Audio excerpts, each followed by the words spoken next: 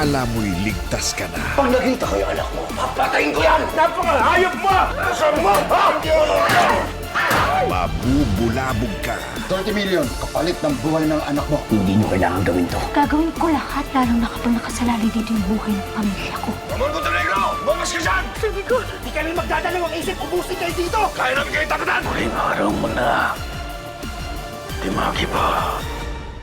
At kung sino pa ang biktima. Sakaling magkakonsihan, kinabitin mo na lang yung gatilyo. Lagyan natin ang tracker yung perang ibibigay natin sa kanila. Kung hindi sila tumupat sa usapan, masusundan natin sila. Habang may panahon pa, tumakas ka na. Itakas mo na ang buong pamilya mo. Makinig ka sa akin! Dala ng lalaki! wala pa sila, Papo. Baka patay na sila. Ato na!